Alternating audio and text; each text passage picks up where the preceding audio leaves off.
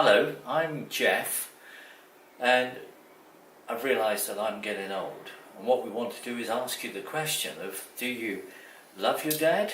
Well, of course you do. Everybody does, mainly. But do you care for him? Because if you do, perhaps we can share with you what we're finding in getting old. Now, this is my brother Steve, who is younger than me, but he is a lot fitter. Yeah, I'm used to be fit, but I'm no longer fit. I'm overweight, and what I've realised is that I'm now slowing down. I've just turned 70. When I was 69, I didn't have an issue, but this last year I found things like my flexibility has gone. I can't even now bend down in order to put on my own socks. Now that tells me that I'm getting old, and I want to stop. Stephen doesn't have that problem at the moment because he isn't even 69. Are you 69? I don't think you are. Very nearly. Very nearly. So he hasn't gone into the zone like I have. He's not on the slippery slope.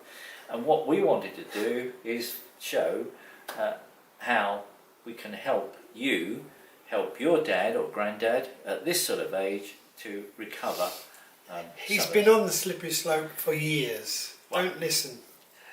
I like to think I haven't. It's only because he's super fit. I think he's underweight, but he's going to say he's perfect weight. Well, I'm overweight. So he's going to help me get to be a bit like him, and then we can share with you a way of helping your dad, granddad, make life a lot easier. And just so that we can get it clear, this is a win-win situation. This is for you as well as your dad and granddad, because the terrible thing now is the cost of putting us old folks into care home is horrendous. So this is an investment for you to stop or to minimise those costs. And what we're going to share with you is a very simple regime which Stephen is going to help me with a conversation of what do us old people do. Now, Stephen, what can you do to help me get fitter, lose the weight, and most importantly get the flexibility back? This is very tricky because I do it because I enjoy it and a lot of people don't. But getting back to Jeff's point about getting old, the side benefits, or the main benefit as far as I'm concerned, is if you can make the next 10 years an enjoyable 10 years and not sitting in a chair going beige. It's all about being active and enjoying the grandchildren, the dogs if you have any, and just being able to say yes to anything that you're going to do rather than, oh, you do that, you youngsters, I won't. Jeff's realising that he wants to still be able to be active. He'd like to play tennis, he'd like to ride a bike, amongst many other things.